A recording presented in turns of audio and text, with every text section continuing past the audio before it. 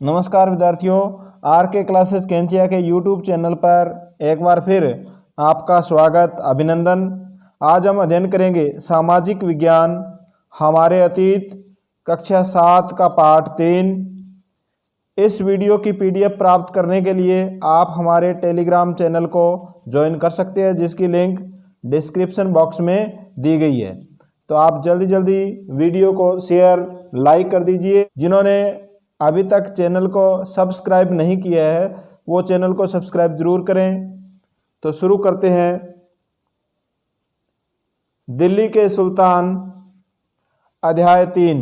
आपने गौर किया है कि अध्याय 2 में ऐसे किसी राज्य का जिक्र नहीं है जिसकी राजधानी दिल्ली रही हो। इसकी वजह यह है कि दिल्ली महत्वपूर्ण शहर 12वीं शताब्दी में ही बना था। 12वीं सदी के मध्य में तोमरों को अजमेर के चौहानों, जिन्हें चहमान नाम से भी जाना जाता है, ने परास्त किया। यानी 12वीं शताब्दी में सबसे पहले दिल्ली पर तोमर राजपूतों का शासन था और तोमर राजपूतों को चौहानों ने परास्त किया। तोमरों और चौहानों के राज्यकाल में ही दिल्ली वाणिज्य का एक महत्वपूर्ण केंद्र बन गया। इस शहर में बहुत सारे समृद्धशाली जैन व्यापारी रहते थे, जिन्होंने मंदिरों का निर्माण करवाया। यहाँ दहलीवाल कहे जाने वाले सिक्के भी डलवाए, जो काफ़ी प्रचलन में थे। 13वीं सदी के आरंभ में दिल्ली सल्तनत की स्थापना हुई। दिल्ली सल्तनत की स्थापना कब हुई? 13वीं शताब्दी में। इसके साथ दिल्ली एक ऐसी राजधानी में बदल गई जिसका नियंत्रण इस उपमहाद्वीप के बहुत बड़े क्षेत्र पर फैला था। तालिका 1 पर हम नज़र डालेंगे तो 5 वंश मिलकर के दिल्ली की सल्तनत का निर्माण करते हैं। तो दिल्ली की सल्तनत के 5 वंश कौन से? देखो,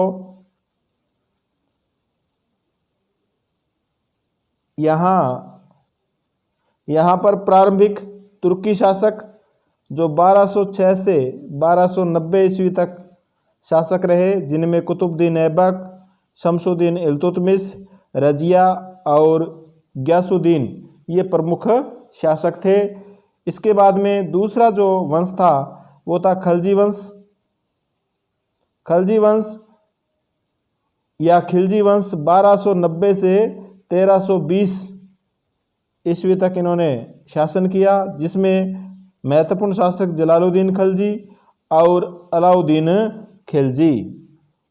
तुगलक वंश 1320 से 1414 ईस्वी तक, जिसमें प्रमुख शासक थे ग्यासुद्दीन तुगलक, मोहम्मद बिन तुगलक और फिरोज शाह तुगलक। फिरोज शाह तुगलक के बाद में सैयद वंश की स्थापना हुई। चौथा जो वंश है वो कौन सा है? सैयद वंश। 1414 से 1451 ईस्वी तक सैयद वंश की स्थापना खिज्र खान के द्वारा की गई। सैयद वंश के बाद में दिल्ली में लोधी वंश आया। कौन सा वंश आया? लोधी वंश, जिसकी स्थापना बहलोल लोधी के द्वारा की गई, जो 1451 से 1526 ईस्वी तक, यानी इस वंश का शासक इब्राहिम लोधी था, जिसको बाबर ने हरा करके दिल्ली में मुगल वंश की स्थापना की। तो इस प्रकार ये 5 वंश मिलकर के दिल्ली सल्तनत की इन्होंने स्थापना की और दिल्ली की एक महत्वपूर्ण पहचान बनी। इस मानचित्र में आप देखो, यहाँ पर ये कुतुब मीनार बनी हुई है दिल्ली के पास, और यहीं पर दिल्ली एक कोहना, यानी दिल्ली का पुराना किला भी इसे कहा जाता है। इस कुतुब मीनार का निर्माण कुतुबुद्दीन ऐबक ने किया, यानी इसकी जो प्रथम मंजिल है, इस मंजिल की नींव कुतुबुद्दीन ऐबक ने रखी और बाकी जो 4 मंजिल है इनका निर्माण इल्तुतमिश के द्वारा करवाया गया। दिल्ली के शासक सबसे पहले राजपूत वंश का शासक तोमर था और तोमरों में अनंगपाल तोमर जो 1130 से 1145 ईस्वी तक शासक रहा। तोमर वंश में अनंगपाल तोमर, ये आपको याद रखना है। अनंगपाल किस वंश का था? तोमर वंश का राजपूत था। तोमरों को हरा करके चौहान दिल्ली के गद्दी पर बैठते हैं, जो 1165 से 1192 ईस्वी तक रहते हैं। और इनमें महत्वपूर्ण शासक था पृथ्वीराज चौहान, जिसने 1175 से 1192 ईस्वी तक दिल्ली पर शासन किया।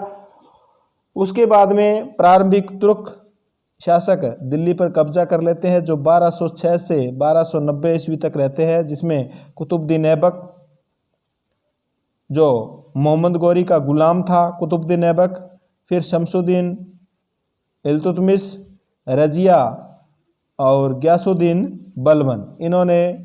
इनको मामलुक वंश भी कहते हैं और गुलाम वंश भी कहा जाता है। दूसरे नंबर पर खलजी वंश, खलजी के बाद में तुगलक, सैयद और लोधी, ये सल्तनत काल के शासक थे। दिल्ली के सुल्तानों के बारे में हमें जानकारी कैसे मिली? तो दिल्ली के जो सुल्तान हैं, इनके बारे में हमें जानकारी कैसे या कहाँ से मिलती है? तो इनके बारे में हमें अभिलेख बताते हैं, सिक्कों के द्वारा और स्थापत्य कला यानी भवन निर्माण कला के माध्यम से हमें सूचना मिलती है। ये इतिहास ग्रंथ लिखे गए थे, जिसको हम तवारीख या तारीख बोलते हैं। ये कौन सी भाषा में लिखे गए? फारसी भाषा में लिखे गए ग्रंथ है, जिनसे हमें सुल्तानों के बारे में जानकारी प्राप्त होती है। ये देखो, पांडुलिपि तैयार करने के 4 चरण बताए गए हैं। सबसे पहले कागज तैयार करना, सबसे पहले कागज का निर्माण यहाँ किया जाता है। उसके बाद में ये लेखन कार्य हो रहा है। लेखन कार्य के बाद में महत्वपूर्ण शब्दों और अनुच्छेदों की ओर ध्यान आकर्षित करने के लिए सोने को पिघलाकर उसका प्रयोग, देखो महत्वपूर्ण जो शब्द थे उनको हाईलाइट किया था, किससे? सोने से। और ये यहाँ पर जिल्द तैयार कर रहा है। तो इस प्रकार उसमें सुल्तानों के दरबार में लेखक, सचिव, प्रशासक, कवि और दरबारी थे, जो सुशिक्षित व्यक्ति थे और इन घटनाओं का वो वर्णन करते थे और शासकों को प्रशासन संबंधी सलाह भी देते थे। वे न्याय संगत शासन के महत्व पर बल देते थे। न्याय चक्कर 13वीं सदी के इतिहासकार, 13वीं सदी का इतिहासकार है फ़खर-ए-मुदबिर। क्या नाम है? फ़खर-ए-मुदबिर। ये क्या लिखते हैं? देखो, राजा का काम सैनिकों के बिना नहीं चल सकता, सैनिक वेतन के बिना नहीं जी सकते। वेतन आता है किसानों से एकत्रित राजस्व से, मगर किसान भी राजस्व तभी चुका सकेंगे जब वे खुशहाल। ऐसा तभी हो सकता है जब राजा न्याय और ईमानदार प्रशासन को बढ़ावा दे। इतिहासकार अक्सर अपने इतिहास सुल्तानों के लिए, इतिहासकार है वो इतिहास क्यों लिखते थे? सुल्तानों के लिए, क्योंकि वो उनसे ढेर सारे इनाम इकरार पाने की आशा करते थे। ये लेखक अक्सर शासकों को जन्म सिद्ध अधिकार और लिंग भेद पर आधारित आदर्श समाज व्यवस्था बनाए रखने की सलाह देते थे। उनके विचारों से सारे लोग सहमत नहीं होते थे। अब देखो, इसमें महत्वपूर्ण जो शब्द आए हैं, जन्म सिद्ध अधिकार। जन्म सिद्ध अधिकार का अर्थ होता है जन्म के आधार पर, जन्म के आधार पर विशेषाधिकार का दावा। उदाहरण के लिए लोग मानते थे कि कुलीन व्यक्तियों को कुछ खास परिवारों में जन्म लेने के कारण शासन करने का अधिकार विरासत में मिलता था। बेटा राजा और सामंत का बेटा सामंत, ये कौन सा अधिकार होता है? जन्म सिद्ध अधिकार माना गया है।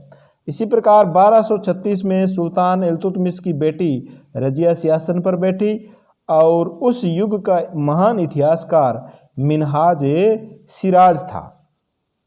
उसने ये माना कि सभी भाइयों से अधिक योग्य और सक्षम थी, लेकिन फिर भी वह एक रानी को शासक के रूप में मान्यता नहीं दे पा रहा था। दरबारी जन भी उसके स्वतंत्र रूप से शासन करने की कोशिशों से स्वतंत्र रूप से शासन करने की कोशिशों से प्रसन्न नहीं थे, क्योंकि वो एक महिला थी और महिला होते हुए भी स्वतंत्र रूप से शासन कर रही थी। उससे दरबार के लोग खुश नहीं थे। सन 1240 ईस्वी में उसे सिंहासन से हटा दिया गया। यानी कितने वर्ष रही वो? 4 वर्ष।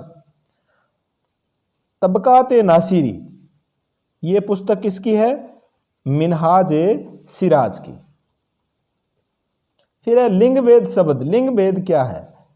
स्त्रियों और पुरुषों के बीच सामाजिक एवं शरीर रचना संबंधी अंतर। ये अंतर किया गया था रजिया बेगम के साथ, एक लिंग भेद है वो किया गया था। रजिया के बारे में मिन्हाज-ए-सिराज के विचार। मिन्हाज-ए-सिराज अपनी पुस्तक तबकात-ए-नासिरी में देखो क्या विचार प्रकट करता है। मिन्हाज-ए-सिराज का सोचना था कि ईश्वर ने जो आदर्श समाज व्यवस्था बनाई उसके अनुसार स्त्रियों को पुरुषों के अधीन होना चाहिए, और रानी का शासन इस व्यवस्था के विरुद्ध जाता था। इसलिए वह पूछता था कि खुदा की रचना के खाते में उसका ब्यौरा चूंकि मर्दों की सूची में नहीं आता, इसलिए इतनी शानदार खूबियों से भी उसे आखिर हासिल क्या हुआ। रजिया ने अपने अभिलेखों और सिक्कों पर अंकित करवाया कि वह सुल्तान इल्तुतमिश की बेटी थी। आधुनिक आंध्र प्रदेश के वारंगल क्षेत्र में किसी समय काकतीय वंश का राज्य था। अब देखो और महिला कहाँ का शासिका थी? आंध्र प्रदेश के वारंगल क्षेत्र में काकतीय वंश का राज्य था, और उस वंश की रानी रुद्रमा देवी जो 1262 से 1289 तक शासक रही। व्यवहार से रजिया का व्यवहार बिल्कुल विपरीत था। रुक्मा देवी ने अपने अभिलेखों में अपना नाम पुरुषों जैसा लिखवाकर अपने पुरुष होने का भ्रम पैदा किया था। एक और महिला शासक थी कश्मीर की रानी दीदा, जो 980 से 1003 ईस्वी तक यानी 23 वर्ष तक शासक रही। उसका नाम दीदी बड़ी बहन से निकला। जाहिर है कि प्रजा अपनी प्रिय रानी को यह स्नेह भरा संबोधन दिया होगा। तो इन तीनों महिलाओं के नाम आपको याद रखने हैं। कौन कौन सी? एक तो रजिया, और आंध्र प्रदेश के वारंगल क्षेत्र में काकतीय वंश की रानी रुद्रमा देवी, कश्मीर की रानी दीदा जो दीदी या बड़ी बहन के नाम से जानी जाती थी। तो ये आपको अच्छी तरह याद कर लेना। गैरिसन शहर से साम्राज्य तक दिल्ली सल्तनत का विस्तार। गैरिसन शहर है एक सैनिकों की टुकड़ियों का निवास स्थल, वहां से लेकर के साम्राज्य तक। शमसुद्दीन इल्तुतमिश द्वारा जीते गए प्रमुख शहर इस मानचित्र में दिए गए हैं। इस मानचित्र में देखो कौन कौन से शहर बताए गए हैं। काजकोट, नंदाना, लाहौर, कुहराम, मुल्तान, उच्छ, कासली, अजमेर, मंदनौर, कोल, ग्वालियर, रणथंभौर, बंदायूं, सुनाम, कुहराम, तबरहिंद बठिंडा को कहा जाता था, तबरहिंद, बनारस, लखनौती, ये स्थल थे जो इल्तुतमिश के द्वारा जीते गए थे।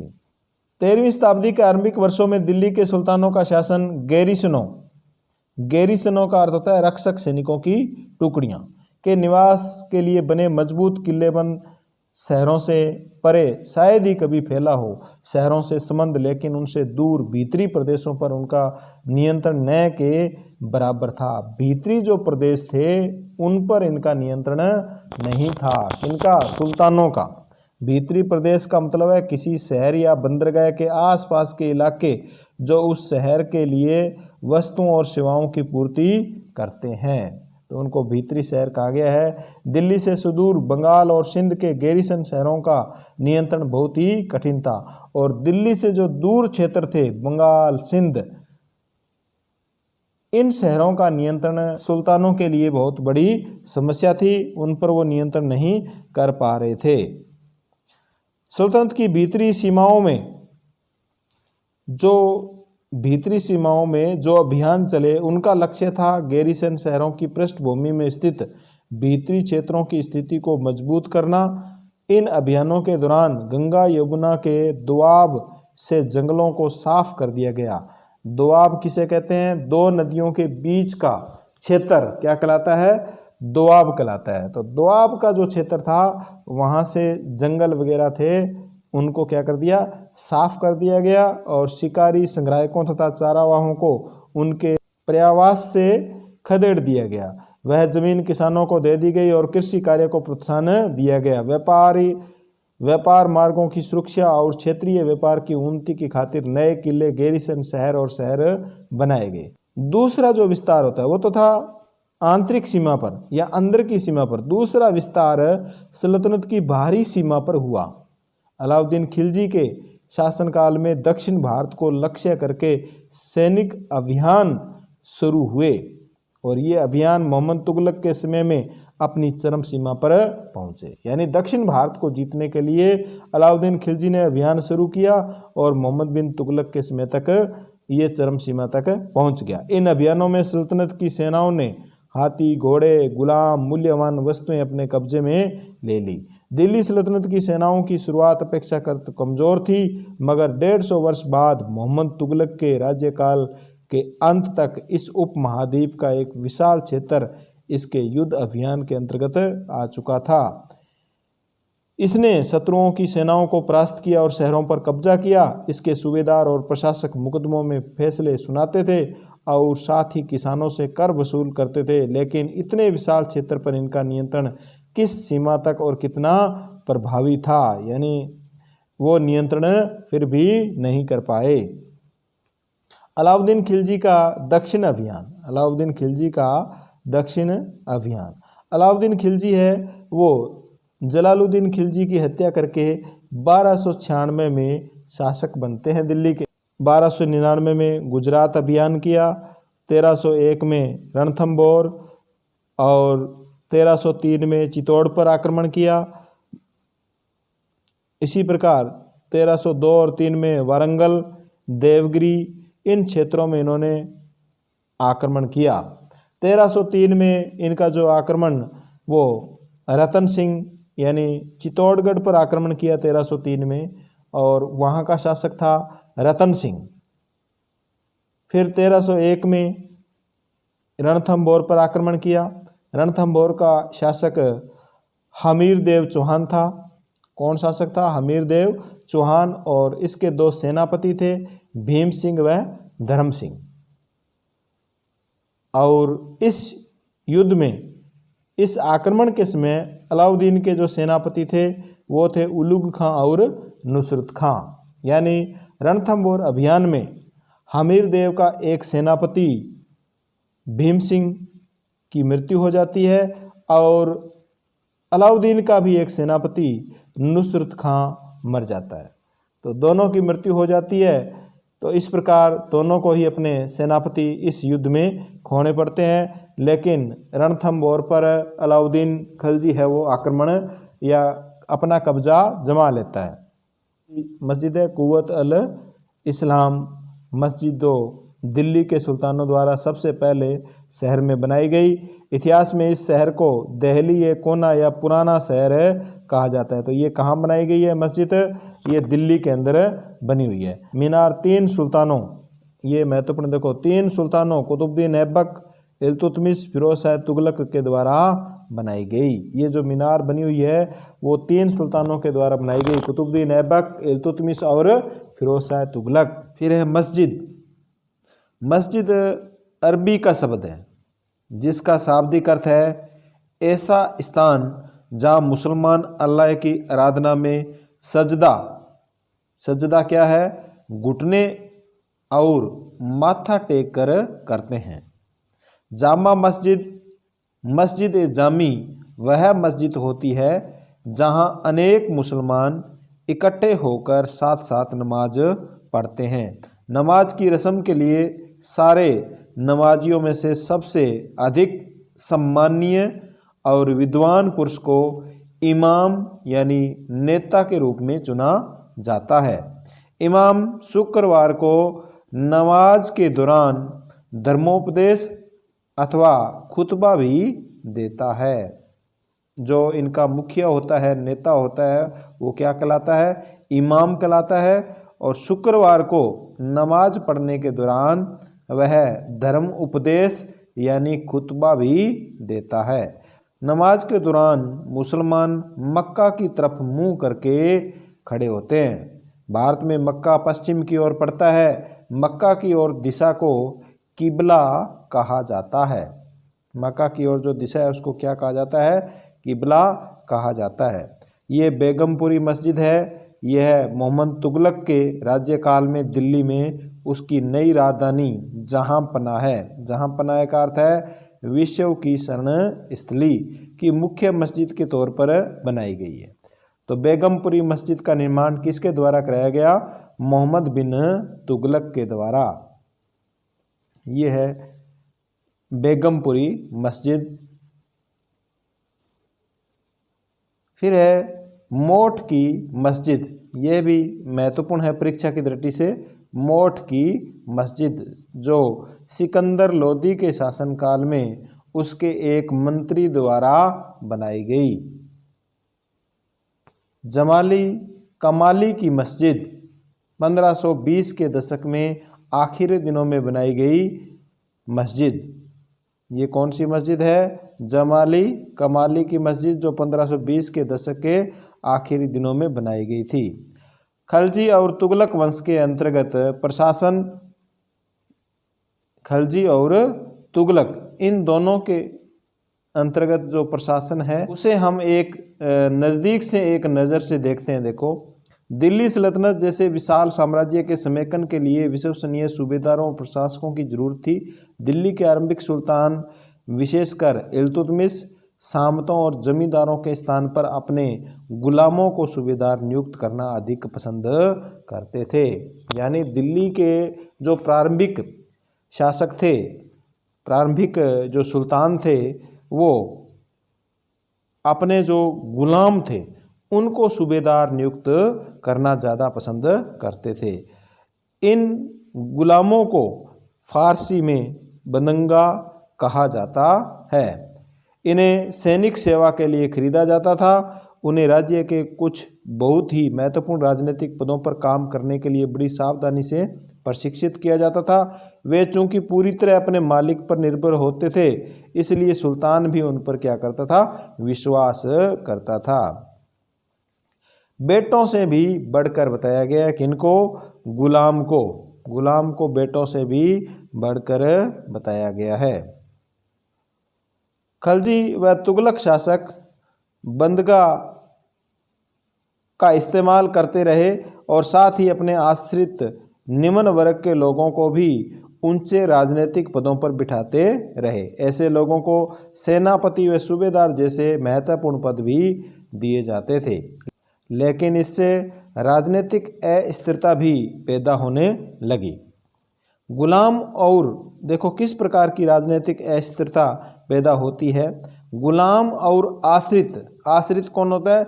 जो किसी अन्य व्यक्ति के संरक्षण में रहता हो या किसी दूसरे व्यक्ति पर निर्भर हो, वो आश्रित कहलाता है। गुलाम और आश्रित अपने मालिकों और संरक्षकों के प्रति तो वफादार रहते थे, मगर उनके उत्तराधिकारियों के प्रति नहीं। ये जो गुलाम थे, जैसे मान लो सेनापति और सूबेदार बन गए, ये अपने मालिक के प्रति तो वफादार थे, लेकिन इन मालिक के जो उत्तराधिकारी थे, राजकुमार थे, उनके प्रति ये वफादार नहीं होते थे। नए सुल्तानों के अपने नौकर होते थे। फलस्वरूप किसी नए शासक के सिंहासन पर बैठते ही प्राय नए और पुराने सरदारों के बीच टकराहट शुरू हो जाती थी।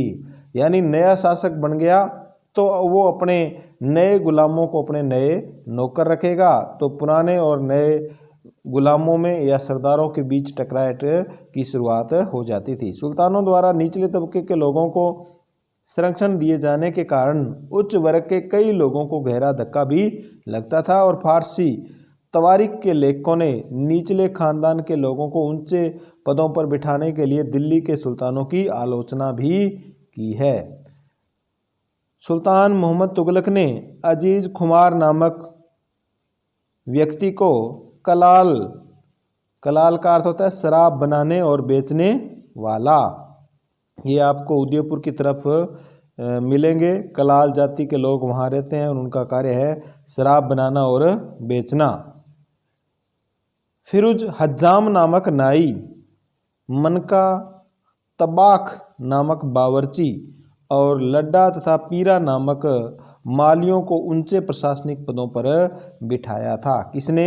मोहम्मद बिन तुगलक ने। फिर है, पहले वाले सुल्तानों की तरह ही खलजी और तुगलक शासकों ने भी सेना नायकों को भिन्न भिन्न आकार के इलाकों के सूबेदार के रूप में नियुक्त किया। ये इलाके इक्ता कहलाते थे।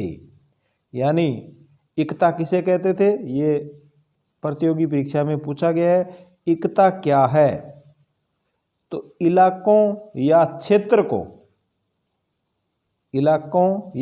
को क्या कहा गया है? इक्ता कहा गया है। इन्हें संभालने वाले अधिकारी इक्तादार या मुक्ति कहलाते थे। मुक्ति का फर्ज था, क्या फर्ज था मुक्ति का? सैनिक अभियानों का नेतृत्व करना, इक्तों में कानून व्यवस्था बनाए रखना, यानी जो इलाके उनके पास थे उनमें कानून व्यवस्था बनाए रखना, सैनिक सेवाओं के बदले वेतन के रूप में मुक्ति अपने इलाकों से राजस्व की वसूली किया करते थे। इन मुक्तियों को नगद वेतन नहीं दिया जाता था, ये अपने इलाकों से क्या करते थे? राजस्व की वसूली किया करते थे। राजस्व के रूप में मिली रकम से ही वे अपने सैनिकों को तनख्वाह भी देते थे। मुक्ति लोगों पर काबू रखने का सबसे प्रभावी तरीका यह था कि उनका पद वंश परंपरा से न चले और उन्हें कोई भी इक्ता थोड़े थोड़े समय के लिए ही मिले, जिसके बाद उनका स्थानांतरण कर दिया जाए। सुल्तान अलाउद्दीन खलजी और मोहम्मद तुगलक के शासनकाल में नौकरी के इन कठोर नियमों का बड़ी सख्ती से पालन होता था।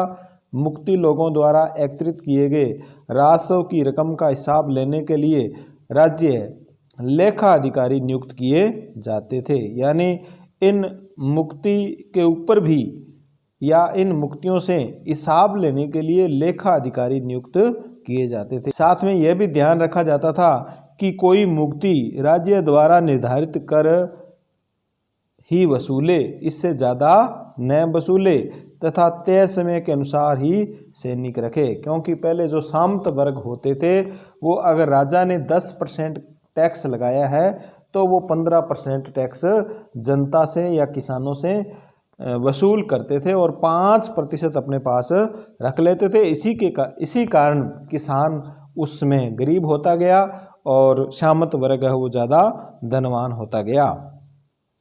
जब दिल्ली के सुल्तान शहरों से दूर आंतरिक इलाकों को भी अपने अधिकार में ले आए तो उन्होंने भूमि के स्वामी सामंतों और अमीर जमींदारों को भी अपनी सत्ता के आगे झुकने को बाध्य कर दिया। अलाउद्दीन खलजी के शासनकाल में भू राजस्व के निर्धारण और वसूली के कार्य को राज्य अपने नियंत्रण में ले आया। पहले कौन करते थे? सामंत वर्ग करता था।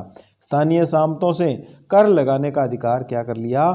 छीन लिया गया, बल्कि स्वयं उन्हें भी कर चुकाने को बाध्य कर दिया। पहले जो यानी अलाउद्दीन खलजी और मोहम्मद बिन तुगलक से पहले जो सामंत वर्ग थे वो ही जनता पर कर लगाते थे और वो इकट्ठा करते थे।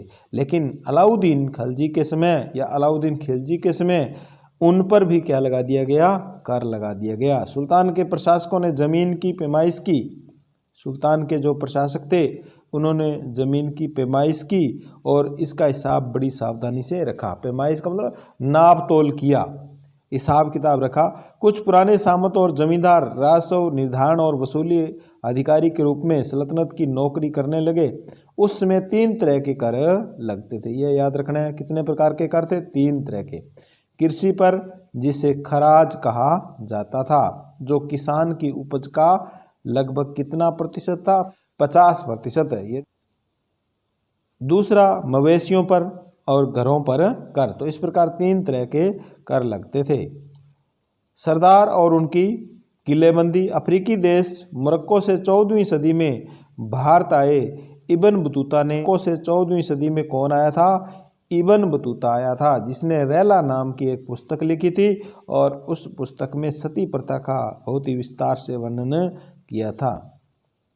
चंगेज खान के नेतृत्व में मंगोलों ने 1219 में उत्तर पूर्वी ईरान में ट्रांस ओक्शियाना आधुनिक उज्बेकिस्तान पर हमला किया था। चंगेज खां एक मंगोल या मंगोलिया का शासक था। मंगोलिया है वो मध्य एशिया और चीन के मध्य स्थित देश है। मध्य एशिया और चीन के मध्य स्थित देश है कौन? मंगोलिया। जहाँ का शासक चंगेज खां था, जो बड़ा ही खूंखार था, बिल्ली से लेकर शेर तक को भी नहीं छोड़ता था। 1219 में उत्तरी पूर्वी ईरान में ट्रांस ओक्सियाना आधुनिक उज्बेकिस्तान पर उसने क्या कर दिया? हमला कर दिया। इसके शीघ्र बाद ही दिल्ली सल्तनत को उनका दावा झेलना पड़ा। अलाउद्दीन खिलजी और मोहम्मद बिन तुगलक के शासन काल के आरंभ में दिल्ली पर मंगोलों के धावे आक्रमण बढ़ गए। इससे मजबूर होकर दोनों ही सुल्तानों ने एक विशाल स्थानीय सेना को खड़ी किया और इतनी विशाल सेना को संभालने के लिए उनके लिए बड़ी चुनौती थी। दोनों सुल्तानों ने इस चुनौती का सामना कैसे किया? देखो, इनकी तुलना करते हैं हम, अलाउद्दीन खिलजी और मोहम्मद बिन तुगलक। दिल्ली पर अलाउद्दीन खिलजी के समय 2 बार हमले हुए, 1299 और 1302 और 3 में। इनका सामना करने के लिए अलाउद्दीन खिलजी ने एक विशाल सेना खड़ी की, स्थायी सेना बनाई। मोहम्मद तुगलक के शासन के प्रारंभिक वर्षों में सल्तनत पर हमला हुआ था, मंगोल सेना परास्त हो गई थी। मोहम्मद तुगलक ने मंगोल सेना को क्या किया था? परास्त किया था। मोहम्मद तुगलक को अपनी सेना की शक्ति और अपने संसाधनों पर इतना विश्वास था कि उसने ट्रांस ओक्सियाना पर आक्रमण की योजना भी बना ली थी। एक स्थायी सेना तैयार करना उसका आक्रामक कदम था। अलाउद्दीन खिलजी ने अपने सैनिकों के लिए सीरी नामक एक नया शहर बनाया और नया गैरिसन शहर बनाने के स्थान पर, गैरिसन शहर का अर्थ होता है सैनिकों की टुकड़ियाँ। नया गैरिसन शहर बनाने के स्थान पर दिल्ली के 4 शहरों में सबसे पुराना शहर दहली कोना के निवासियों को खाली करवाकर वहाँ सैनिक छावनी बनवा दी और यहाँ के जो निवासी थे उनको नई राजधानी दौलताबाद भिजवा दिया। अलाउद्दीन खिलजी सैनिकों के पेट भरने की समस्या को, गंगा यमुना के बीच की जो भूमि थी उसको साफ करवा करके वहाँ पर पैदावार शुरू की। किसानों की पैदावार का 50% हिस्सा कर के तौर पर तय किया गया था। जबकि मोहम्मद बिन तुगलक के समय सेना को खिलाने के लिए उसी इलाके से खाद्यान्न इकट्ठा किया गया, लेकिन सैनिकों की विशाल संख्या की जरूरत पूरी करने के लिए सुल्तान ने अतिरिक्त कर भी लगाए। उस क्षेत्र में उस समय अकाल भी पड़ा था। तो देखो, मोहम्मद बिन तुगलक ने जनता पर अतिरिक्त कर लगाए सेना की जरूरतें पूरी करने के लिए, और उसमें देखो कितना भयंकर अकाल भी पड़ा था। सैनिकों को वेतन भी देना होता था। अलाउद्दीन ने सैनिकों को एकता के स्थान पर नगद वेतन देना तय किया। मोहम्मद तुगलक भी अपने सैनिकों को नगद वेतन देता था, लेकिन कीमतों पर नियंत्रण करने की जगह उसने कुछ आज की कागजी मुद्रा की तरह टोकन या सांकेतिक मुद्रा चलाई। तो क्वेश्चन पूछा जाता है, सांकेतिक मुद्रा किसने चलाई? मोहम्मद बिन तुगलक ने। और किसने बाजार पर नियंत्रण किया था? बाजार के जो भाव थे उस पर नियंत्रण किया था अलाउद्दीन खिलजी ने। अलाउद्दीन के प्रशासनिक कदम काफ़ी सफल रहे, जबकि मोहम्मद बिन तुगलक के प्रशासनिक कदम बेहद असफल रहे। पहली बार दिल्ली के किसी सुल्तान ने मंगोल इलाके को फतह करने के अभियान की योजना बनाई थी। जहां अलाउद्दीन खिलजी का बल प्रतिरक्षा पर था, वहां मोहम्मद तुगलक के द्वारा उठाए गए कदम मंगोलों के विरुद्ध सैनिक आक्रमण की एक योजना का हिस्सा था। तो मोहम्मद बिन तुगलक ने पहली बार मंगोलों को हराने की योजना बनाई थी। 15वीं और 16वीं शताब्दी में सल्तनत। तुगलक वंश के बाद 1526 तक दिल्ली तथा आगरा पर सैयद व लोधी वंश का राज्य रहा। तब तक जौनपुर, बंगाल, मालवा, गुजरात, राजस्थान, पूरे दक्षिण भारत में स्वतंत्र शासक खड़े हो गए थे। और सैयद व लोधी वंश के समय जौनपुर, बंगाल, मालवा, गुजरात, राजस्थान व पूरे दक्षिण भारत में स्वतंत्र यानी जो शासक है वो सुल्तानों से स्वतंत्र हो चुके थे। उनकी राजधानियाँ समृद्ध थी और राज्य फल फूल रहे थे। इसी काल में अफगान तथा राजपूतों जैसे नए शासक समूह भी उभरे। शेरशाह सूर 1540 से 1545 ने बिहार में अपने चाचा के एक छोटे से इलाके के प्रबंधक के रूप में काम शुरू किया था और आगे चलकर उसने इतनी उन्नति की कि मुगल सम्राट हुमायूं जो 2 बार मुगल सम्राट हुमायूं है वो 2 बार गद्दी पर बैठता है, 1530 से 1540 और 1555 से 56 तक। तो ये भी क्वेश्चन पूछा जाता है, 2 बार शासन ग्रहण करने वाला या गद्दी पर बैठने वाला मुगल शासक है हुमायूं। शेरशाह ने दिल्ली पर अधिकार करके स्वयं अपना राजवंश स्थापित किया। सूरवंश ने केवल 15 वर्ष 1540 से 1555 शासन किया। इसके प्रशासन ने अलाउद्दीन खलजी वाले कई तरीकों को अपनाकर उन्हें और भी चुस्त बना दिया। महान सम्राट अकबर 1556 से 1605 ने जब मुगल साम्राज्य को समेकित किया तो उसने अपने प्रतिमान के रूप में शेरशाह का प्रशासन को ही चलाया, यानी अकबर के समय शेरशाह की प्रशासन व्यवस्था ही चलाई गई। 3 श्रेणियां देखो क्या है, ईश्वर, शांति, नाइट और धर्म युद्ध। 3 श्रेणियों का विचार सबसे पहले 11वीं शताब्दी के आरंभ में फ्रांस में सूत्रबद्ध किया गया। 3 श्रेणियों का जो विचार है वो किसके द्वारा दिया गया? फ्रांस में या फ्रांस के द्वारा दिया गया। 3 वर्गों में विभाजित किया गया है। प्रार्थना करने वाला वर्ग, यानी समाज को कितने वर्गों में विभाजित किया गया? 3 वर्गों में। प्रार्थना करने वाला वर्ग, युद्ध करने वाला वर्ग और खेती करने वाला वर्ग। तीनों वर्गों में समाज के इस विभाजन को ईसाई धर्म का समर्थन प्राप्त था। विभाजन से ईसाई धर्म का समाज में अपने प्रबल प्रभाव को और भी दृढ़ करने में सहायता मिलती थी। इस विभाजन से योद्धाओं का एक समूह भी उभर कर आया। इन योद्धाओं को क्या कहा जाता था? नाइट कहा जाता था। योद्धाओं के समूह को क्या कहा जाता था? नाइट कहा जाता था। ईसाई धर्म एक समूह को संरक्षण देता था और अपनी ईश्वरीय शांति की अवधारणा के प्रसार में इनका उपयोग करता था।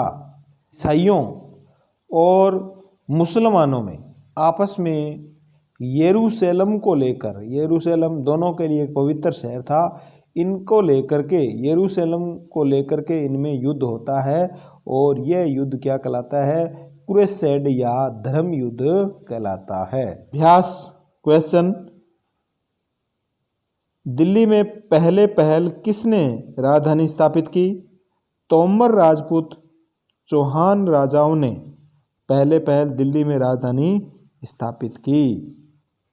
दिल्ली के सुल्तानों के शासनकालों में प्रशासन की भाषा क्या थी? फारसी भाषा थी। प्रशासन की भाषा क्या थी? फारसी। किसके शासनकाल के दौरान सल्तनत का सबसे अधिक विस्तार हुआ? किसके शासन के समय सल्तनत का विस्तार सर्वाधिक हुआ? मोहम्मद बिन तुगलक के समय। इब्न बतूता किस देश से भारत आया? मोरक्को, अफ्रीका से।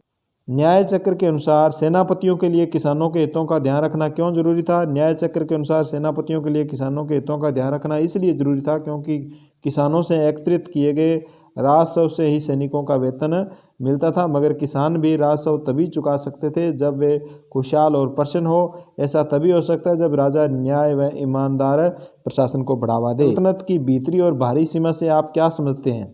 भीतरी सीमा से अभिप्राय गैरिसन शहरों की पृष्ठभूमि में स्थित क्षेत्रों से, जहाँ से गैरिसन शहरों की आवश्यकता की पूर्ति होती थी, वो भीतरी सीमा कहलाती थी। बाहरी सीमा गैरिसन शहरों की पृष्ठभूमि से दूर क्षेत्रों को बाहरी सीमा कहा जाता था। मुक्ति अपने कर्तव्य का पालन करें, यह सुनिश्चित करने के लिए कौन कौन से कदम उठाए गए? आपके विचार में सुल्तान के आदेशों का उल्लंघन करना चाहने के पीछे उनके क्या कारण हो सकते थे? मुक्ति अपने कर्तव्यों का पालन करे यह सुनिश्चित करने के लिए निम्नलिखित कदम उठाए गए। उनकी नियुक्ति वंश परंपरा के आधार पर नहीं की जाती थी। कोई भी इक्ता या क्षेत्र थोड़े समय के लिए दिया जाता था। मुक्ति लोगों को समय समय पर स्थानांतरण किया जाता था, यानी मुक्ति जो लोग थे उनका ट्रांसफ़र कर दिया जाता था ताकि एक ही जगह वो न रहे। मुक्ति लोगों द्वारा एकत्रित किए गए राजस्व की रकम का हिसाब लेने के लिए लेखा अधिकारी नियुक्त किए गए थे। इस बात का ध्यान रखा जाता था कि मुक्ति राज्य द्वारा निर्धारित कर ही वसूल रहे हैं, तय संख्या के अनुसार ही सैनिक रख रहे हैं। दिल्ली सल्तनत पर मंगोल आक्रमण का क्या प्रभाव पड़ा? निम्न प्रकार से प्रभाव पड़ता है मंगोल आक्रमण का। देखो, मंगोल आक्रमणों से मजबूर होकर अलाउद्दीन खिलजी और मोहम्मद तुगलक को एक विशाल सेना खड़ी करनी पड़ी। अलाउद्दीन खिलजी ने सैनिकों को एकता के स्थान पर नगद वेतन देना तय किया। मोहम्मद बिन तुगलक ने दिल्ली के पुराने शहर के निवासियों को नई राजधानी दौलताबाद भेज दिया और इलाके में बड़ी सैनिक छावनी बनाई। तो दौलताबाद राजधानी किसने बनाई थी? मोहम्मद बिन तुगलक ने। अलाउद्दीन खिलजी ने जनता पर अधिक कर लगाए। मोहम्मद तुगलक ने तांबे के नए सिक्के चलाए, नकली मुद्रा चलाई। क्या आपकी समझ में तवारीख के लेखक आम जनता के जीवन के बारे में कोई जानकारी देते हैं? तवारीख के लेखक सचिव, प्रशासक, कवि, दरबारियों जैसे सुशिक्षित व्यक्ति होते थे जो घटनाओं का वर्णन भी करते थे और शासकों को प्रशासन संबंधी सलाह भी देते थे। न्याय संगत शासन के महत्व को बल देते थे। तवारीख के लेखक नगरों में रहते थे, गाँव में शायद ही कभी रहते हो। वे अक्सर अपने इतिहास सुल्तानों के लिए और उनसे ढेर सारे इनाम पाने के लिए लिखा करते थे। दिल्ली सल्तनत के इतिहास में रजिया सुल्तान अपने ढंग की एक ही थी। क्या आपको लगता है कि आज महिला नेताओं को ज़्यादा आसानी से स्वीकार किया जाता है? आज भी महिला नेताओं को ज़्यादा आसानी से स्वीकार नहीं किया जाता। आज भी भारत में लोकसभा और विधानसभा में महिलाओं की संख्या 5% से भी कम है। ये अलग बात है कि सल्तनत काल की अपेक्षा वर्तमान में महिला नेताओं को ज़्यादा आसानी से स्वीकार किया जाता है। दिल्ली सुल्तान जंगलों को क्यों कटवा देना चाहते थे? क्या आज भी जंगल उन्हीं कारणों से काटे जा रहे हैं? गैरिसन शहरों की पृष्ठभूमि में स्थित भीतरी क्षेत्रों की स्थिति मजबूत करने के लिए गंगा यमुना दोआब से जंगलों को साफ कर दिया गया। शिकार संग्राहकों, चारावाओं को वहाँ से खदेड़ दिया गया। वह जमीन किसानों को दे दी गई। कृषि कार्य को प्रोत्साहित किया गया। आज जंगल कई कारणों से काटा जा रहा है। कृषि भूमि को प्राप्त करना, आवासों के निर्माण के लिए, परिवहन मार्गों के व खनन कार्य के लिए, बड़े बांधों के निर्माण में वनों की कटाई की जाती है। ये क्वेश्चन आंसर थे।